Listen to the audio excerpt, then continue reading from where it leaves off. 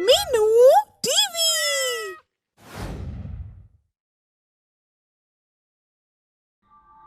नारायण नाम का एक बहुत ही गरीब आदमी था। वह इतना गरीब था कि उसके पास रहने के लिए अपना मकान तक नहीं था। वह अपने बेटे मोहन और पत्नी के साथ रेलवे स्टेशन पर झुग्गी डालकर रहता था और वहीं स्टेशन के बाहर उसने चाय की अपनी छोटी सी दुकान लगा रखी थी। नारायण खुद तो जिंदगी में कुछ खास कर नहीं पाया था, मगर अपने बेटे मोहन से चाहता था कि वह पढ़ लिख कर जरूर कुछ खास बने। इसलिए वह अपने बेटे मोहन से हमेशा कहता था, बेटा मोहन, मन लगा कर पढ़ा कर, मुझे तुझसे बहुत उम्मीदें हैं। बड़ा होकर कुछ बन गया तो खुद का मकान बना पाएगा। तुझे मेरी तरह झुग्गी में रहकर जीवन नहीं काटना पड़ेगा, समझा? पिताजी, आप चिंता मत कीजिए, मैं हमेशा मन लगाकर ही पढ़ता हूँ। शाबाश बेटा। मोहन अपने परिवार की गरीब हालत को अच्छी तरह से समझता है और इसीलिए अन्य बच्चों की तरह फिजूल खर्ची वाला कोई शौक नहीं रखता है। वह ज्यादातर समय पढ़ता रहता है और जो समय बचता है उसे खेलने कूदने के बजाय दुकान पर जाकर अपने पिता की मदद करने में बिताता है। ले बेटा मोहन, ये चाय स्टेशन मास्टर को देकर आ। पिताजी, पैसा भी लाना है क्या? नहीं, पैसा बाद में आ जाएगा। इस तरह कई साल बीत जाते हैं और फिर एक दिन इस गरीब परिवार पर विपत्ति का पहाड़ टूट पड़ता है। नारायण चाय देने के लिए जाता है तो रेलवे ट्रैक पार करते हुए एक तेज रफ्तार से आ रही ट्रेन की चपेट में आ जाता है और उसकी मौत हो जाती है। पिता की मौत की खबर सुनकर मोहन स्टेशन की तरफ दौड़ पड़ता है। इसके साथ ही आसमान से बारिश होने लगती है और बिजलियां कड़कने लगती है। पिताजी, पिताजी, क्या हुआ पिताजी? छोड़ो, मुझे मेरे पिताजी को देखने दो। पिताजी, पिताजी, मुझे अकेला छोड़ के मत जाओ पिताजी। बेटा, तेरे पिताजी तो अब इस दुनिया में रहे नहीं, इसलिए सब्र करने में ही भलाई है। रो मत, धीरज धर ले, अब इसी में भलाई है बेटा। नारायण की अचानक मौत हो जाने से चाय की दुकान बंद हो जाती है और इसी कारण मोहन और उसकी माँ के भूखे मरने की नौबत आ जाती है। फिर घर की इस हालत से परेशान होकर मोहन की माँ उससे कहती है, बेटा मोहन, ऐसे तो हम दोनों भूखे मर जाएंगे। अब तुम्हारे पिताजी तो दुनिया में रहे नहीं, इसलिए मैं सोच रही हूँ कि उनकी चाय की दुकान मैं ही चला लूं। नहीं अम्मा, चाय की दुकान हम चलाएंगे। हम आज ही स्टेशन मास्टर से कुछ पैसा उधार लेकर चाय की दुकान फिर से चालू कर देते हैं। मोहन की यह बात सुनकर उसकी माँ कहती है, पर तुम्हारी पढ़ाई लिखाई का क्या होगा बेटा? तुम्हारे पिता तो चाहते थे कि तुम पढ़ लिख कर कुछ बनो। इस वक्त हम दोनों का पेट पालने से ज्यादा जरूरी कुछ भी नहीं है अम्मा। तुम बीमार रहती हो, इसलिए हम तुम्हें दुकान का काम कभी नहीं करने देंगे। अब ये जिम्मेदारी हम उठाएंगे। यह कहते कहते मोहन की आंखों में आंसू आ जाते हैं, मगर वह मन को मजबूत करके आंसू पोंछ लेता है और उस दिन के बाद से अपनी पढ़ाई लिखाई छोड़कर चाय की दुकान चलाने लगता है। लेकिन पढ़ाई छोड़ने का दुख उसे अंदर ही अंदर खाए जाता है और वह अकेले में रोता रहता है। पिताजी, आप तो हमें अकेला छोड़कर चले गए। अब हम पढ़े कि घर चलाने के लिए काम करें। अब शायद हम कभी भी पढ़ लिख कर कुछ बन नहीं पाएंगे।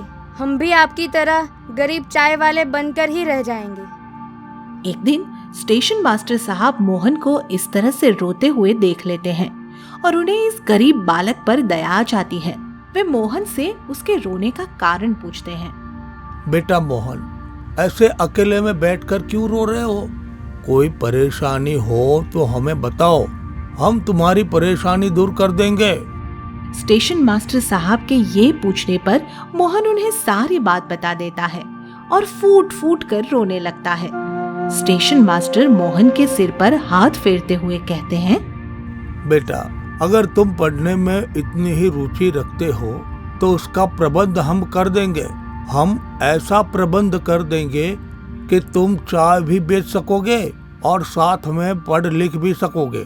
अब बस हमें थोड़ा सा हंसकर दिखा दो, जरा हम भी तो देखें कि तुम हंसते हुए कैसे दिखते हो। स्टेशन मास्टर साहब के ये कहने पर मोहन हंसने लगता है और फिर उनका आभार प्रकट करते हुए कहता है, साहब हम जीवन भर आपके आभारी रहेंगे। आज के जमाने में आपके जैसा आदमी कहाँ मिलता है। उस दिन के बाद से तो मोहन का जीवन ही बदल जाता है। वह चाय बेचने के साथ साथ अपनी पढ़ाई भी जारी रखता है। दिन भर चाय बेचकर अपना घर चलाने के लिए पैसा कमाता है और फिर रात को स्टेशन पर प्लेटफॉर्म के एक खंभे के नीचे बैठकर बल्ब के उजाले में घंटों तक पढ़ता रहता है। बेटा मोहन सारा दिन चाय बेचता है और रात होते ही यहाँ इस खंभे के नीचे पढ़ने बैठ जाता है। खाना पीना भी भूल जाता है तू। चल अब खाना खा ले। अम्मा, चाय बेचना और पढ़ना दोनों ही बहुत जरूरी है। चाय बेचकर भूखे पेट को 2 रोटियां मिलती है और ये पढ़ाई हम जैसे गरीबों को किसी लायक बना सकती है। हाँ हाँ समझती हूँ बेटा, पर अपने इस भूखे पेट में 2 रोटियां डाल तो ले। उन्हें समय पर पेट में नहीं डालेगा तो बीमार पड़ जाएगा, समझा। इस तरह मोहन चाय की दुकान चलाने के साथ साथ कई सालों तक रेलवे स्टेशन के उसी खंभे के नीचे बैठकर पढ़ाई करता है और इस तरह उच्च शिक्षा प्राप्त कर लेता है।